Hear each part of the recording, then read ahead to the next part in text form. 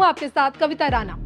चुनावी तारीखों का उद्घोष होना भी बाकी है, लेकिन उम्मीदवारों की लिस्ट निकलनी शुरू हो चुकी है। अब की बार लोकसभा चुनाव एक नया इतिहास लिखेगा, क्योंकि देखिए आर पार की इस चुनावी लड़ाई में विपक्षी खेमे का अस्तित्व दांव पर लगा है और जीत के झंडे गाड़ने के लिए भाजपा ने अपनी पूरी ताकत झोंक रखी है। 2024 का चुनाव देखिए कई मायनों में दिलचस्प होने वाला है और देखिए अब की बार अगर देश में पुनः कमल खिलता है तो भाजपा एक नया इतिहास रच देगी, क्योंकि बैक टू बैक काबिज होने वाली भाजपा पार्टी आजाद भारत की इकलौती ऐसी पार्टी बन जाएगी। हालांकि देखिए राह इतनी आसान बिल्कुल भी नहीं है, क्योंकि कांग्रेस समेत तमाम क्षेत्रीय पार्टियां मोदी रथ को रोकने के लिए एड़ी चोटी का जोर लगा रही है। और ऐसे में क्या पीएम मोदी कांग्रेसियों का 1984 वाला रिकॉर्ड तोड़ पाएंगे? इसको लेकर एक बार फिर चुनाव से ठीक पहले जगत गुरु स्वामी रामभद्राचार्य ने ऐतिहासिक भविष्यवाणी की है।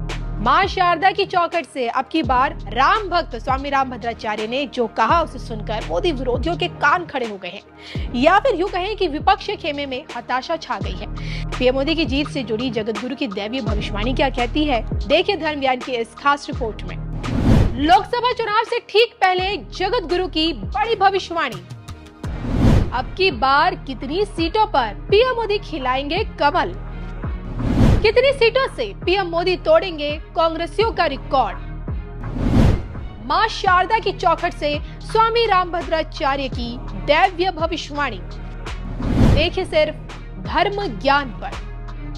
कौन है जगत गुरु स्वामी रामभद्राचार्य? आप कहेंगे तुलसीपीठ के संस्थापक, 22 भाषाओं के जानकार, 80 से ज्यादा धर्म ग्रंथों के रचनाकार, कथावाचक, दार्शनिक, भविष्यवक्ता या फिर धर्मगुरु।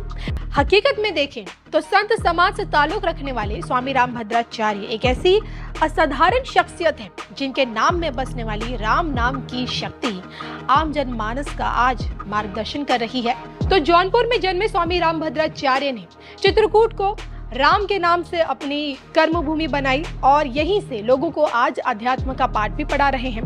पीड़ाधीश्वर जगत गुरु स्वामी रामभद्राचार्य की यही ख्वाहिश है कि उन्हें आंखों की रोशनी नहीं चाहिए, बल्कि भारत की पावन धरा पर बार बार जन्म चाहिए। स्वामी रामभद्राचार्य का देखिए करिश्माई व्यक्तित्व ऐसा रहा है कि देश के प्रधानमंत्री नरेंद्र मोदी भी उनके सानिध्य में आने की चाह रखते हैं। दोनों के बीच की मित्रता ऐसी है कि मित्र के एक बुलावे पर पीएम मोदी दौड़े दौड़े चित्रकूट पहुंच जाते हैं। जी हाँ, और सबसे दिलचस्प बात यह है कि मित्र को लेकर जगत गुरु की कही गई प्रत्येक बात पत्थर की लकीर बन जाती है। आंकड़े इस बात की गवाही देते हैं कि जगत गुरु द्वारा की गई भविष्यवाणियां हमेशा से सत्य सिद्ध हुई है। अब देखिए ना, 2014 के चुनाव से ठीक पहले जगत गुरु ने मोदी जी के प्रधानमंत्री बनने की भविष्यवाणी की थी। फिर 19 में पुनः कमल खिलने की भविष्यवाणी की। मुख्यमंत्री योगी आदित्यनाथ को लेकर तो देखिए उन्होंने बैक टू बैक उनके सत्ता में रहने की भविष्यवाणी की।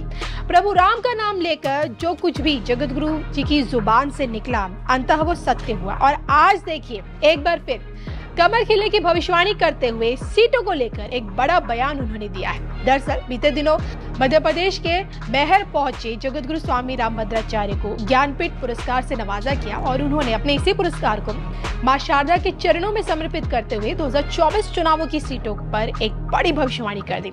संसद की चौखट से देखा जाए तो पीएम मोदी 400 पार और बीजेपी के लिए 370 सीटों की भविष्यवाणी कर चुके हैं। लेकिन जब सीटों को लेकर जगत गुरु से जब पूछा गया कि भाई अब की बार पार्टी को कितनी सीटें मिलेगी, यानी कि मोदी सरकार को, तो उन्होंने एक कदम आगे बढ़कर भाजपा को कितनी सीटें मिलेंगी और किस प्रकार पीएम मोदी कांग्रेसियों का 1984 वाला रिकॉर्ड इस बार तोड़ने में कामयाब होंगे, इसको लेकर 55 सेकंड के वीडियो में उन्होंने 24 चुनाव की पिक्चर दिखाते हुए क्या कुछ कहा, क्या भविष्यवाणी की, सुनिए। शारदा माँ के दर्शन के लिए से आया हूँ। तो पहली बार शारदा उपासक को ज्ञानपीठ पुरस्कार मिला।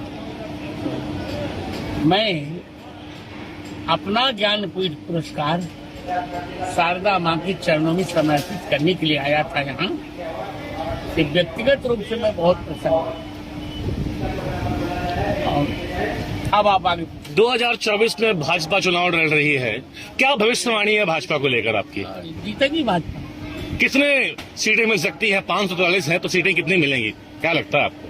370 से पार जाएगी। राहुल गांधी न्याय यात्रा कर रहे हैं, उस पर बीजेपी को लेकर क्या प्रभाव पड़ेगा? उससे प्रभाव पड़ेगा। बीजेपी लोकसभा इस बार 370 निकलेगी। तो भारतीय राजनीति का अतीत ये बताता है कि 1984 के लोकसभा चुनाव में कांग्रेस को रिकॉर्ड तोड़ सीटें मिली थी। आपको याद होगा, क्योंकि देखिए इंदिरा गांधी की हत्या से पैदा हुई हमदर्दी ने राजीव गांधी को सत्ता पर बिठाया और कांग्रेस ने 401 सीटों का प्रचंड बहुमत हासिल कर इतिहास रच दिया। 1984 वाली बात। और अब जब जगतगुरु कहे अनुसार अगर पीएम मोदी अगर 370 से ऊपर सीटें लाने में कामयाब हो पाते हैं, कमल खिलाते हैं, तो संभवतः भाजपा 401 सीटों का आंकड़ा पार कर पाएगी, मतलब कांग्रेसियों का रिकॉर्ड तोड़ पाएगी। तो अब की बार भाजपा कांग्रेस का क्या सच में 1984 वाला रिकॉर्ड तोड़ने में कामयाब हो पाएगी या फिर कुछ सीटों से रह सकती है? इस पर आप लोगों की भविष्यवाणी क्या कहती है? कमेंट करके बताइएगा जरूर।